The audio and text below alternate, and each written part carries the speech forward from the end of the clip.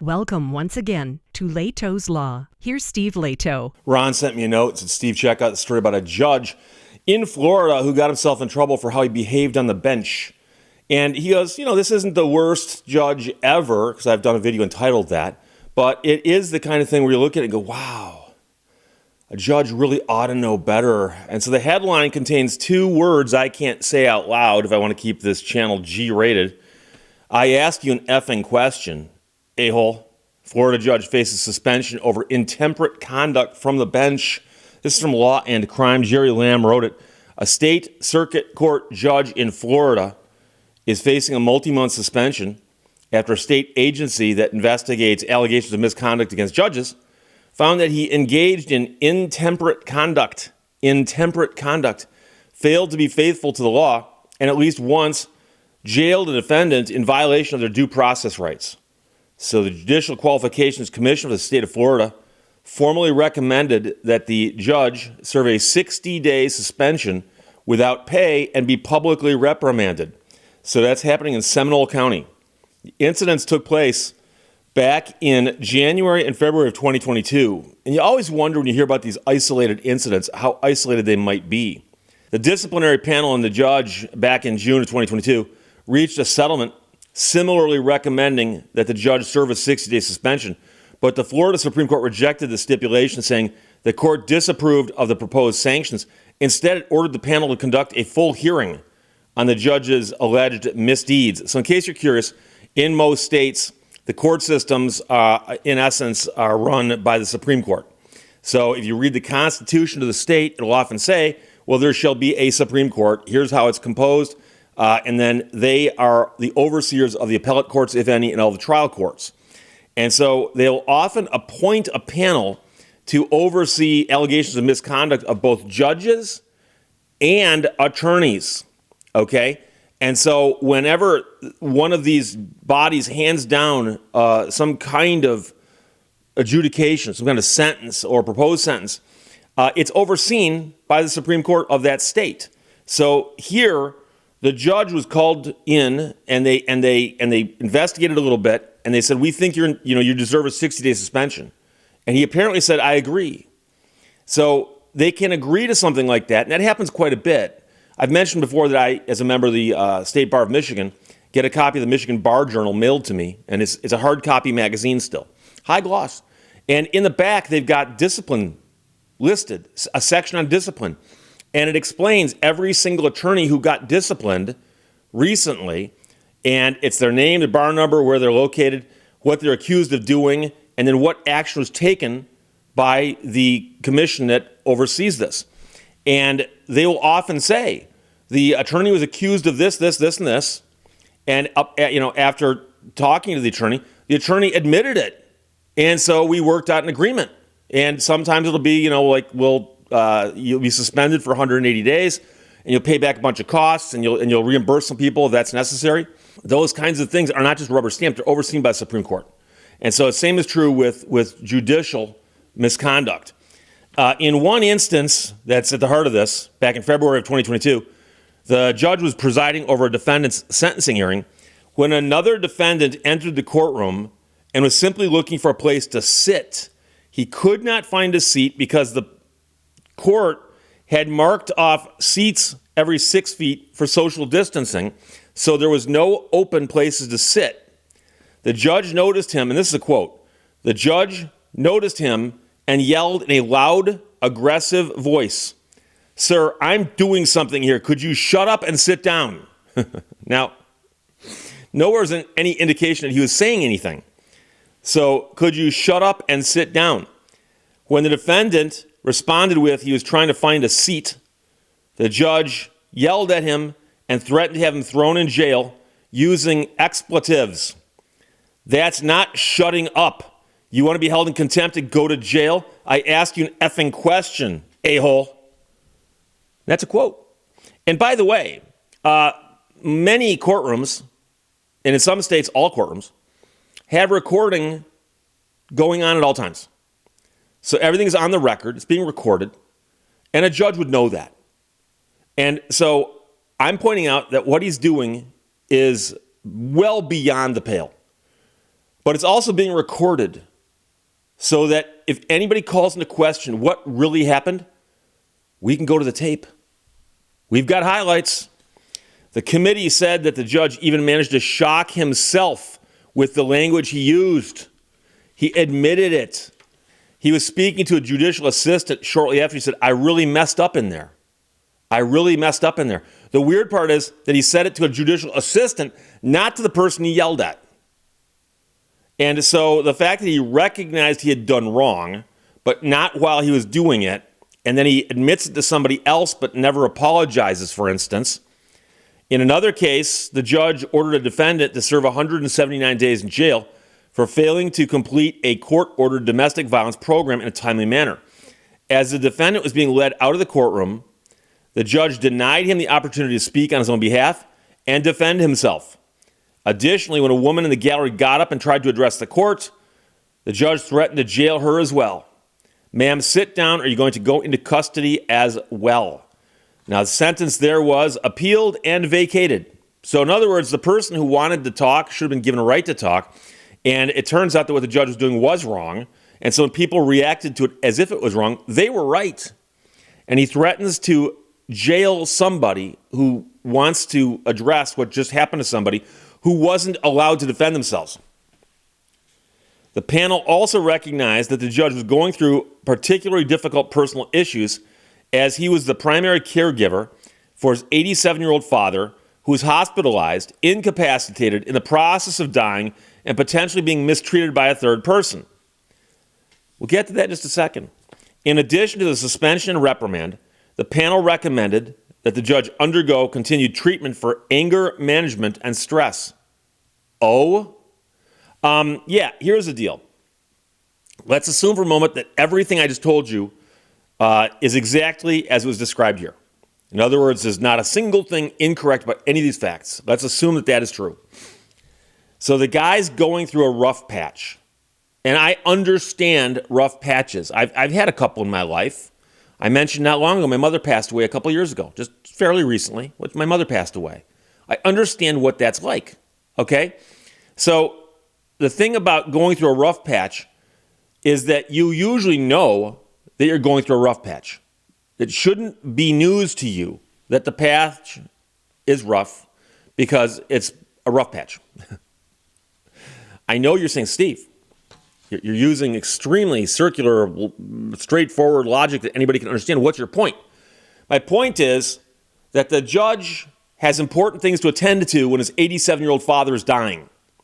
And it's clearly affecting his ability to do his job. Part of being a good judge, actually part of being a judge, is using good judgment as you go through your day. And when you wake up in the morning and you're worried so much about your 87-year-old father being mistreated in the hospital that you can't think straight, contact somebody at the court and say, I've got a problem. I have to take a leave of absence. I have extremely important family matters to take care of, and I'm sorry, but I've got to do this. And judges routinely step back from their job to take care of something else, and then it happens all the time with their own sickness. Let's suppose he got sick. He's not going to come out and be on the bench if he's hospitalized. Conduct court from the hospital. No. So you can do that. And this is a great example of somebody who should have recognized that they were in a situation that was causing them trouble. They needed to step back away from the bench because they're incapable of being a good judge at that time. I've mentioned before that judges need to avoid the appearance of impropriety. It's doing things that are improper. And you don't want to do anything improper or anything that looks improper. But there's another thing, and judges are held to standards, a bunch of standards. And another standard they're held to is they're supposed to uphold the decorum of the court. And by decorum, I'm not talking about interior decorating. I'm talking about the respect that the court has for everyone who comes in there. And in return, the respect that everyone who comes in there shows the court. And so you'll routinely see, if you watch a lot of these court things on YouTube, like real court proceedings. I've seen people who come in screaming and yelling at the judge or court personnel. And I've seen a judge say, excuse me, we're in court. You need to dial it down a little bit. And if you act respectfully to me and I act respectfully to you, things will go much better, much more smoothly. And so when somebody is in a courtroom, and I'm talking about the spectators, not the participants, a spectator. Let's suppose you just wandered in off the street one day. You're interested in the law. You heard something was happening in Seminole County Circuit Court. You decide to come and take a seat in the back and just watch. Walk into a courtroom and watch what's happening. And you see a judge yell at somebody, I ask you an effing question, a-hole. From the bench, judge has got the robe on. He's got the gavel. He's sitting in front of the Great Seal of the State, or it might be down in front, but the Great Seal of the State of Florida, and the flags and everything. And that's how he's behaving. And yet, he expects people to respect him. And it's a two-way street. It is absolutely something that you work out, and both sides show each other. And so if I'm the judge and somebody causes a disruption, and I'll give you a great example. A lot of courtrooms, if you're walking down the hallways, you'll often see a sign out in the hallway. It's kind of like the one you see at the restaurant, please wait to be seated. It'll say, jury trial in progress. Please be quiet. Okay? So that sign is outside the door. Somebody goes, oh, a jury trial. I want to see this. Just like Perry Mason, right? They open up the door. They walk inside, and all of a sudden their phone goes off. Oh, hang on a second. And they put the phone on speaker. I'm in court right now. I'm watching a trial. Yeah, there's some a guy up there on the bench wearing a robe. I think he's the judge. I'm in court right now. I'm in court right now. Okay. I've seen things almost that absurd happen. You can picture the judge being upset by that. But the proper response is not to swear at the person and threaten to throw him in jail. The proper response is you give your bailiff a look, and the bailiff should already be running over there to push that person back out in the hallway and explain to them, there is a jury trial in progress, be quiet. You walked right past that sign, honor it. And when people come into court, and I get some pushback when I say this, but I always tell people, if you're going to court, even if you're going to court with no attorney, you're going by yourself. You're going to represent yourself on something. Dress nice, be respectful, and take turns. Believe it or not, that's the number one thing I see people who aren't attorneys get screwed up on. The judge will be saying something, and they'll want to say something so badly in response that they cut the judge off. And again, because everything's being recorded, the transcription might not come out properly if you do that. So the judge is saying something you don't like, keep your mouth shut until the judge is finished talking. Then respond. And the judge ought to let you respond. If the judge does let you respond, you respond. And the judge should let you continue talking because, like I said, it goes both ways. So you have a very serious problem here because, number one, he very, very rudely and inappropriately spoke to this one person. Then he wouldn't let someone else talk in their own defense. And then he threatened to jail somebody who was upset by that and expressed it. And one thing that always bothers me is that judges and attorneys know darn well that a lot of this stuff gets overturned on appeal. And if you're a judge, you don't want your stuff getting overturned on appeal because it makes you look stupid. So what do you do to keep your stuff from getting overturned on appeal? Well, number one, you follow the rules. And number two, if somebody is trying to say something and you cut them off, on appeal they can say, I was going to say this, this, this, and this. We don't know if they're going to come up with those things or not. It's better to let them talk. Let them put something on the record. Say, anything else? No. Okay, 179 days in jail, go. But at least the guy can't file an appeal now and say, well, I had a perfectly good thing to say. The judge wouldn't let me say it.